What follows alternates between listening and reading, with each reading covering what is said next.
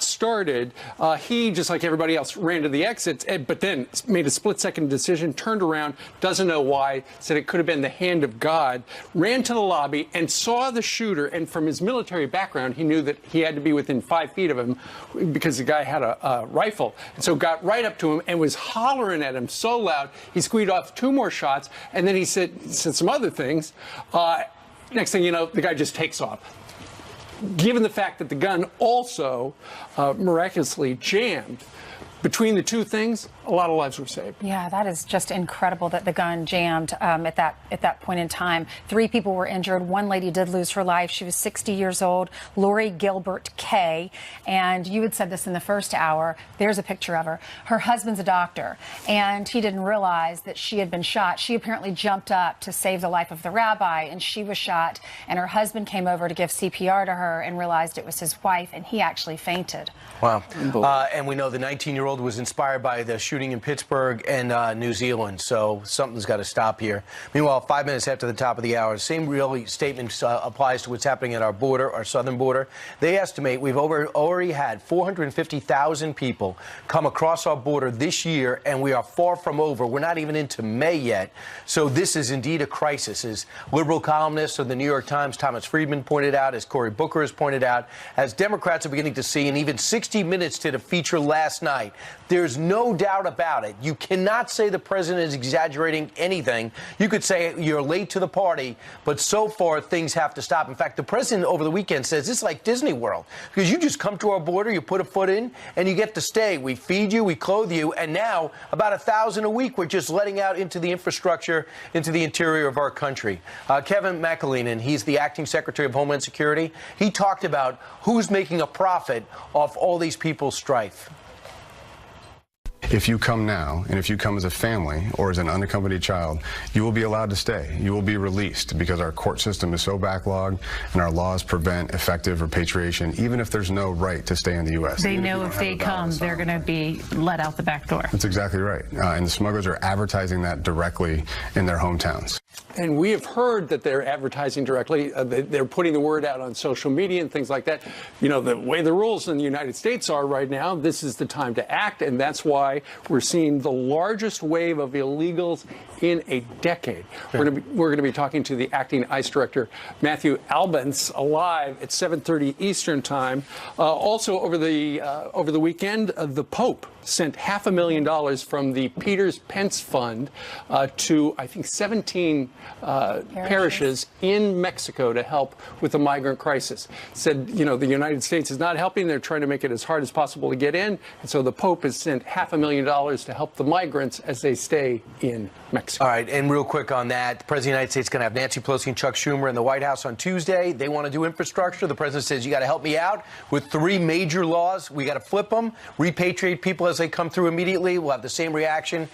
In Mexico, they don't come across anymore illegally. We could do the same thing with the Central American countries. It was a big issue when many of you went to the polls in 2016. It's going to be a big issue in 2020 if these numbers continue to increase like this. Mm-hmm. Brad Parscale, who is the campaign manager for President Trump, he's talking about how situations like this are really alerting all of us and making us think how we're going to vote in 2020. And he says many of these states, these Democratic states, could flip as a result. Listen.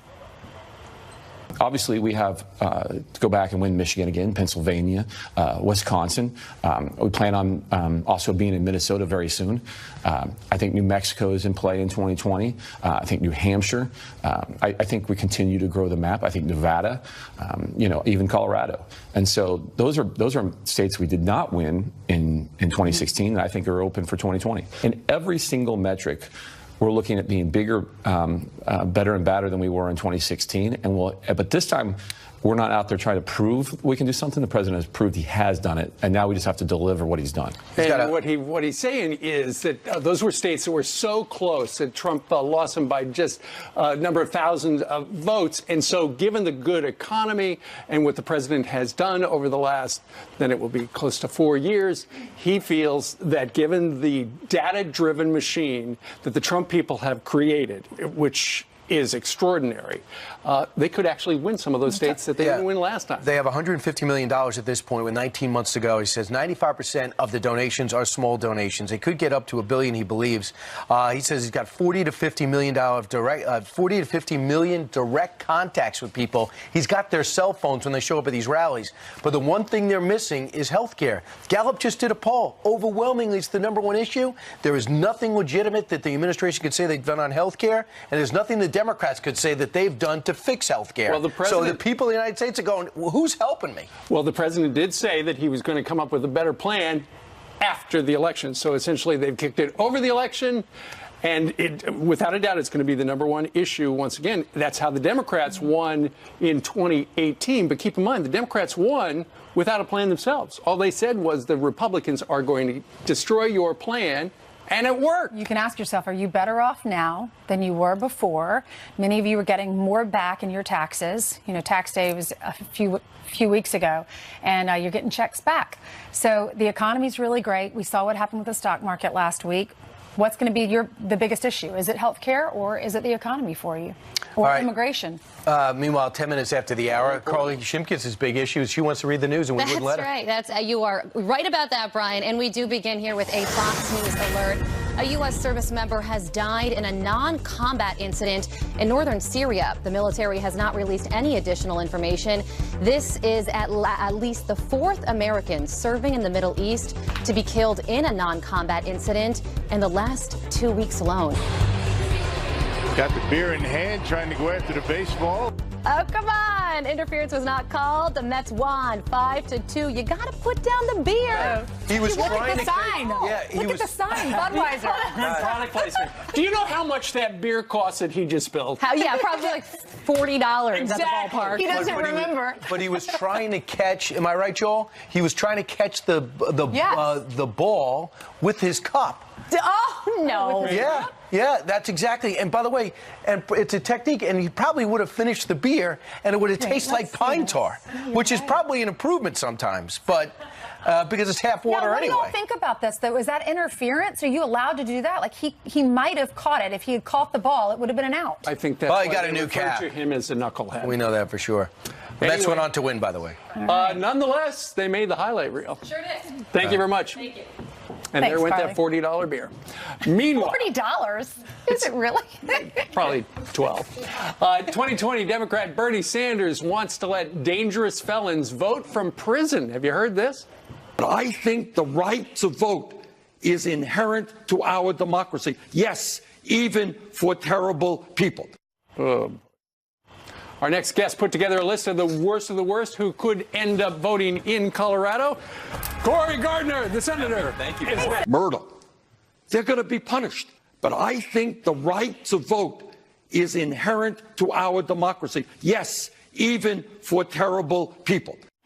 2020 candidate Bernie Sanders calling to restore the voting rights of felons and those still behind bars. I know what you're saying, finally. But a number of lawmakers are pushing back on that promise. Colorado Senator Cory Gardner taking to Twitter and listing some of the high-profile criminals who would be voting from the Supermax prison in Colorado, like Unabomber Ted Kaczynski, Boston bomber Dzhokhar Tsarnaev, and Oklahoma City bombing accomplice Terry Nichols. Senator Cory Gardner joins us now on the Curvy Couch. Welcome. Thanks for having me. Thank you. Good to have you here, Senator. So what made you go on Twitter and tweet that out? Well, Democrats have come up with a lot of very radical ideas recently. They want to eliminate the Electoral College, pack the Supreme Court, universal health care.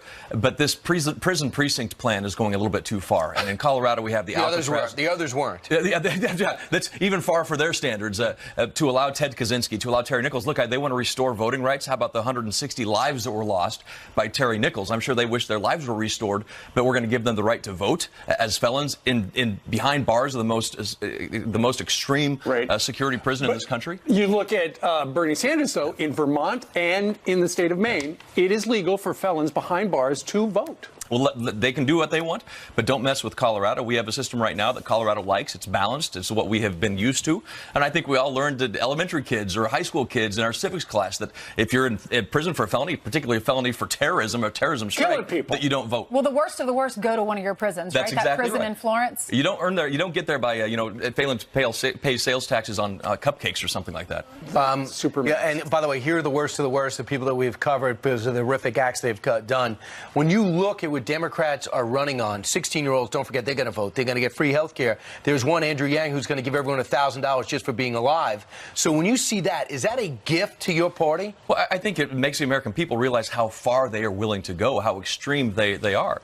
In Colorado, you have a state legislature now that has decided it wants to ban an entire industry to kill those jobs, an anti-oil and gas measure that passed. They have moved forward to eliminate the Electoral College. So private insurance, too. They want to move toward a public insurance option, universal health care. So this is very alarming. And now Ted Kaczynski, the Unabomber, the Oklahoma City bombing, the Olympic Park bombing. These are people who would be allowed to vote from the prison precinct plan that the Democrats have put together. But the public, when they heard Bernie Sanders say, yeah, the Boston bombers should get to vote, 95% of the world just went, really, Bernie? Yeah, and you heard people like Dan Linsky, who is the incident commander of the Boston bomber. I mean, this is a guy who's going to be in jail for life. He's on death row.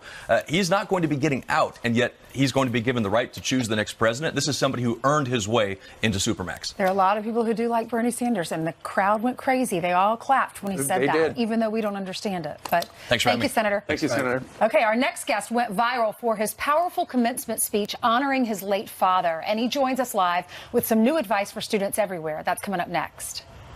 Modeling excellence for his boys, combining academic knowledge and old school wisdom. That's what makes Bixby from Dallas, Texas. Thanks so much for being with us. Thank you. So you were there speaking in California. You're a motivational speaker. They asked you to come speak because your dad was a cook there, right? That's right. And it ended up more than 200 million people have watched that speech. That's correct. It was another speaking engagement along a series of engagements. It happened to be where my father was a cook for 30 years, and we had nothing to do with the video. It was Goldcast that put the video on YouTube, and it just went viral in a matter of days. Tell us about the third grade dropout. My father was the wisest man I ever met. One of the things that my father taught my brother and I, assume responsibility. Make sure he wasn't interested in rearing black men. He was interested in rearing great people who would make a difference, make an impact. I can remember him saying, son, don't expect other people to do for you what you ought to do for yourself. In fact, here's your quote. My father decided he was going to be a man, not a black man, not a brown man, not a white man, but a man. That's exactly right. My father grew up as America was breathing the last gasp of the Civil War. He grew up in rural Texas, 1920s, 1930s. He decides he's going to stand and respect others and command respect in return. My brother and I grew up, you couldn't make excuses. You had to do your best. You had to be your best. You had to look out for other people. My father and mother challenged us to make sure that we were doing everything we could to elevate everyone around us. You talk about cancer and how it's affected your family in the speech. Tell the folks at home about that story. So I marry my college sweetheart. I start off in television. She's a labor and delivery nurse. We have a couple of boys. The next thing we know, my wife has breast cancer. 6 years after that diagnosis, me and my two little boys walked up to mommy's casket. The greatest wisdom on this earth that I've ever received was from that third grade dropout who said, son, just stand. Don't quit. I go all over the world. Guess what people need to hear? They need to be encouraged to stand, to not give up. Many people I meet are stuck in a rut. Many people tell me that they've lost hope. That third grade dropout once told me, son, how can you lose something that God gave you? You haven't lost hope, you've lost perspective. And so you just keep standing. And also, that moment, a lot of people don't recover from. Yes. You've managed to not deny it happened, but deal with it. Yes. But in terms of things that we should glean from your book and from your dad, what are some of the principles that we should? Yeah, I appreciate that. My father taught me what a man looks like, and he taught me by modeling. And he modeled this: you'd rather be an hour early than a minute late. How you do anything is how you do everything. It's never wrong to do the right thing. Son, always be kind. Make sure your servant's towel is bigger than your ego. But if my father taught me what a man looks like, a dying wife taught me how to be a man. Just days before she died, she said to me her last words, "It doesn't matter to me any longer how long I live. What matters is how I live." Wow. The combination of those two legacies merging together has made such a profound impact on me what that I goes through share. your mind when you are in a stressful situation, when you want to lose your temper? Yes. I know to be kind. Right. Everyone knows to be kind. But Yeah. when you're in that situation or you're getting in a fight with your spouse, what goes through your mind to prevent you from going there? I can hear my father's voice with a piercing familiarity every single day, reminding me, is it worth losing a relationship, son? Is it worth losing the moment? Is it worth losing the situation? My father had that kind of power and influence. And Rick, here's another clip from the speech that everyone's talking about. She said for nearly 30 years, my father left the house at 3:45 in the morning. One day she asked him, "Why, Daddy?" He said, "Maybe one of my boys will catch me in the act of excellence. I want to share two things with you. Aristotle said you are what you repeatedly do. Therefore, excellence ought to be a habit, not an act. Don't ever forget that. I know you're tough, but always remember to be kind. Always. Don't ever forget that. Never embarrass Mama." Yeah. If Mama ain't happy, ain't nobody happy. If Dad... So true. So you're not reading that. No. That's in your head. It's in my heart. It's in my heart. My parents had such an indelible impact on me and my brother. Listen to this. My brother's a judge in Washington, D.C. I have 4 degrees. We weren't the smartest ones in our family. It was the impact of a 3rd grade dropout. And how are your kids doing now? And you found love again, right? Fell in love again. If Trina was the love of my youth, Janet is the love of my life. She adopted my boys.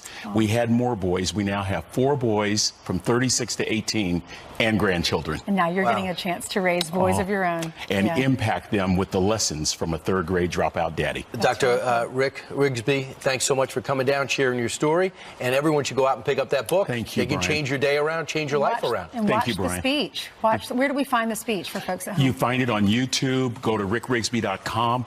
It's out there. I'm going to have to get this internet thing. Do you have a It's getting church? bigger. Do you have a church in Dallas? I was an associate pastor in McKinney, Texas, but All right. because of the video, I've had to resign that position. Okay. Thank you so much. Thank you, folks. God bless you. God bless you all.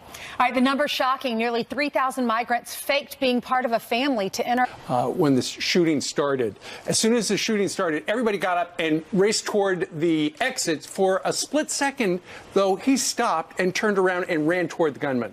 And he was asked by the LA Times why, and he said, I don't know. I think it might have been the hand of God. But nonetheless, he probably saved a lot of lives.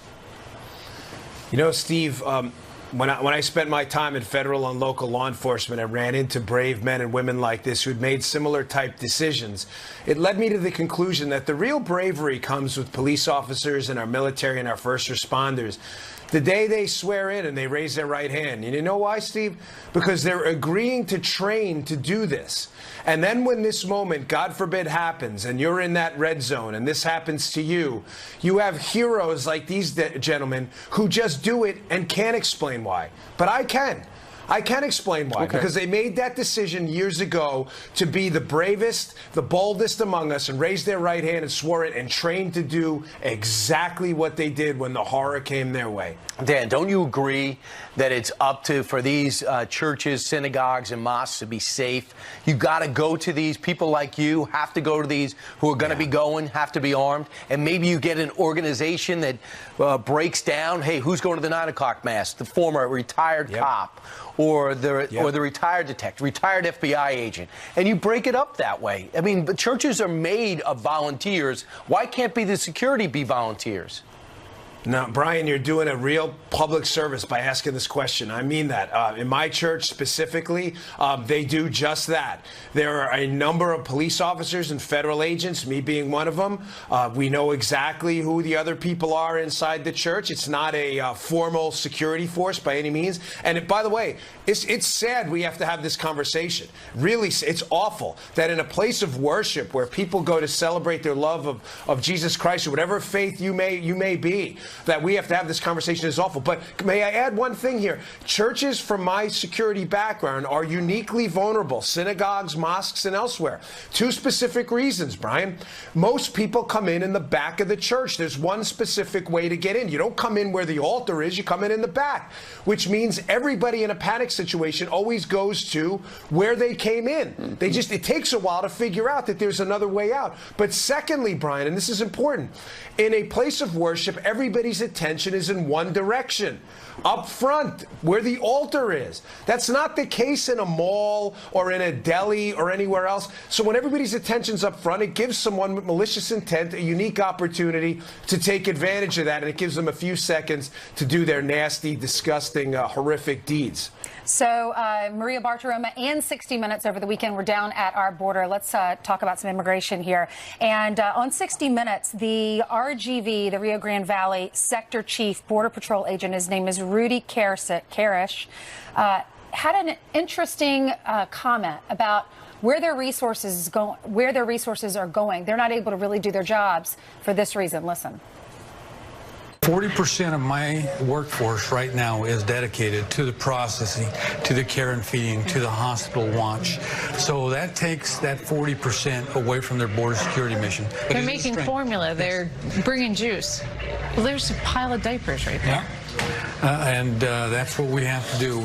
They're taking formula to the babies and juice to the moms to feed the kids and diapers, and it's taking away from them being able to protect the border. Your reaction? You know, Ainsley, it makes all of the people just months ago, by the way, we played sound of them on this network who said that this was not a crisis and basically there's nothing to see here, folks. It makes you look utterly absurd. Think about it. I live in a medium-sized town just north of Palm Beach County in Florida. We had 5 times the number of total people in my entire town show up last month with children, some who needed serious medical help. Our Border Patrol agents are brave. These are valiant men and women. Let's be crystal clear on that. I think everybody here knows that. Right. But we're not child care experts. This isn't a hospital. We don't have the ability. We simply don't have the assets to do what this endless flow of people coming here. We don't have the assets to do it. Dan, tell us the circumstances about how those people came to your Martin County.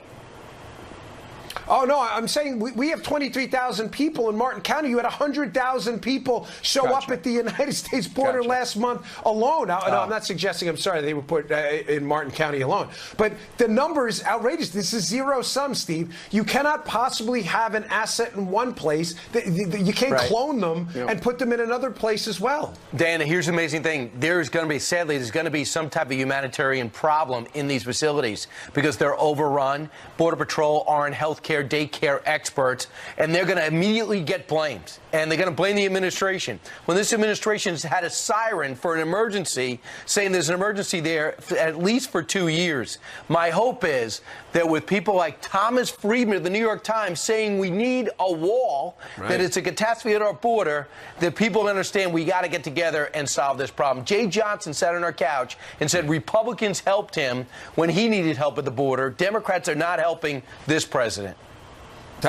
Brian, that Thomas Friedman from the New York Times and Jay Johnson moment was a big shift, and I'm hoping more responsible Democrats, if there are any left, start to pick up on this idea. Something has to be done. Something's got to give. All right, Dan Bongino joining us from Florida. Sir, thank you very much. Thanks, Dan. Have a good week. Okay. You got it, guys. Carly is here with us with some headlines this morning. Good morning, guys. Hey, yeah, and listen to this. Hours after being drafted by the New York Giants, a college football standout is shot and his roommate killed. Corey Ballantyne is recovering at a Kansas hospital after the shooting outside a house party. His teammate, Dwan Simmons, was killed. It's unclear how the violence unfolded. The Giants released a statement saying they spoke to Corey and are praying for his recovery. 2020 presidential hopeful Pete Buttigieg is meeting with Reverend Al Sharpton in New York City today. The two will dine at a soul food restaurant in Harlem, the same one that Sharpton met with another 2020 Democrat, Kamala Harris, earlier this year. Buttigieg is meeting with the civil rights leader as he steps up his outreach to African-American voters.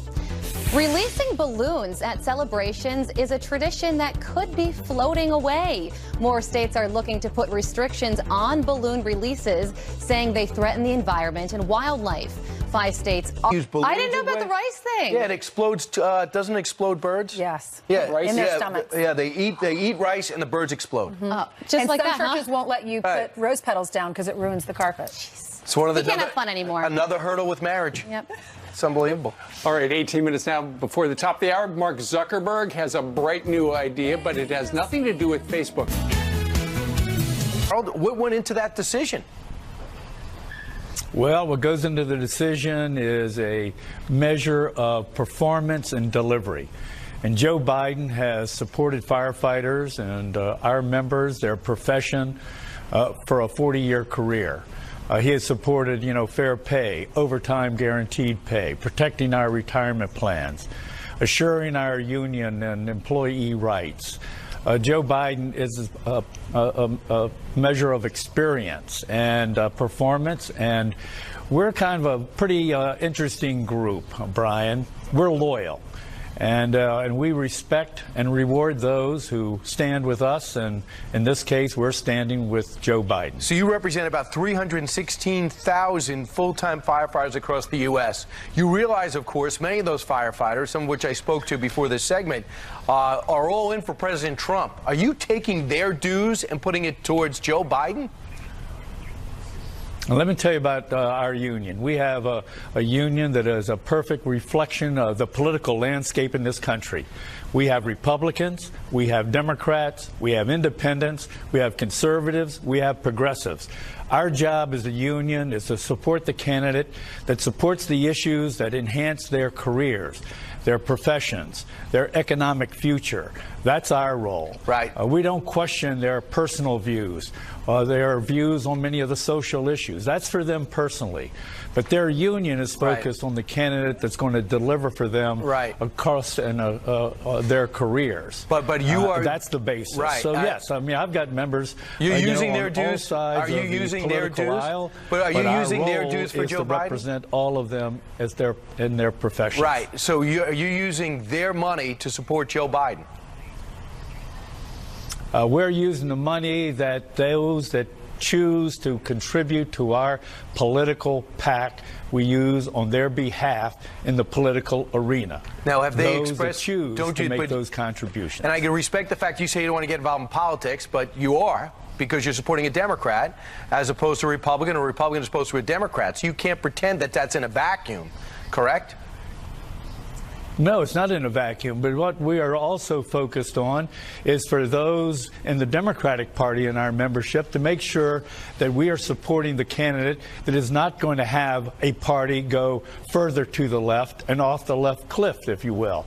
I mean, I admire those that have, high-minded aspiration ideals, but our view is to make sure that we're supporting someone as a pragmatic decision that will support workers and workers' issues. And just one last question. Exactly if someone calls you, if one of your members calls you today and says, do not use my dues to support Joe Biden, what will you do? I'll say that our political resources are those that come from our members who voluntarily contribute to our political operation. Gotcha. Harold, thanks for what you guys, dues. you and your union do every single day, keeping people safe and saving many, many lives. Thank you, Harold.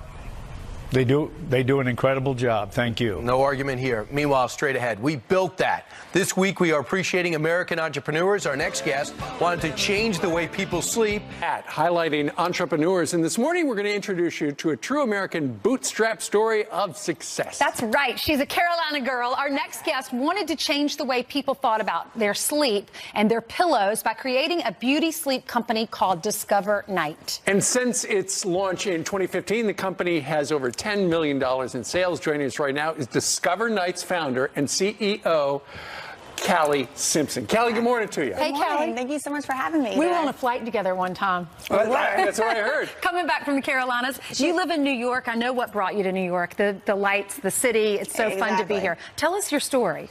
Yeah, so I'm from North Carolina. Fell into the home category because that's kind of the epicenter of that industry, and spent a decade in that category. Brought me to New York a lot. Selling pillows.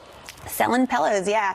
Most recently for a subsidiary of Tempur Sealy. Okay. And by the end of my journey there, I was just really uninspired by the product that I was selling and the stories that were being told, and honestly thought I could do it better in every way. So better you from a took product. everything you had learned in the industry for those years and you developed this pillow. Exactly. Why are black pillows better? Well, many reasons. One, I should point out, it's black for a reason. It's kind of crazy we all sleep on white because black is the best color to sleep on. It negates light. It's the same reason why like football players wear black under their eyes, which is super important for your melatonin productions. So it's going to help you actually sleep better, the color, but it's also a silk material. And people might know that silk is super good for your skin and hair. It doesn't Prevents tug on wrinkles, it. right? That prevents wrinkles, helps with bedhead. Bedhead should be called pillow head because your pillow is causing it. But our silk will actually mitigate that whole situation and help promote beauty benefits in your sleep. It's also so comfortable if you feel it. Oh, it's fantastic. It's this air-light memory foam, and actually we worked with a foam engineer outside of Detroit in automotive, because automotive also uses polyurethane foam. Sure. And we worked with them to develop this proprietary memory foam that is the closest you can get to universally comfortable. We spend 1/3 of our lives on our pillows. So that's right. It makes perfect sense. Yeah, it does make perfect sense. And you can also get this little bag so you can travel with it, right? Yeah, this allows you to compress your pillow and travel with it to 1/5 its size. Callie, why was it, you had a good job in the industry for years. You could have just drawn a paycheck forever. Why did you decide, you know what, I got to go out on my own. I got to follow my dream. I had that itch that I needed to do it. And again, I was so uninspired. I knew I could do it better. So went for it. And, obviously it's turned out quite well. I bet your parents are so proud of you. You're young. You started this company, $1 million company. You're in Bloomingdale's. You've been on QVC. Yeah. Anthropologie. We have 18 different national retailers. Now we have 2 brands, Night and Shine by Night. Right. So we can sell to anyone from CVS to a Bloomingdale's. What's your message to other people who are starting companies? You know what? Just go for it. You have to have that passion, but if you have that passion, then you've got to take the leap.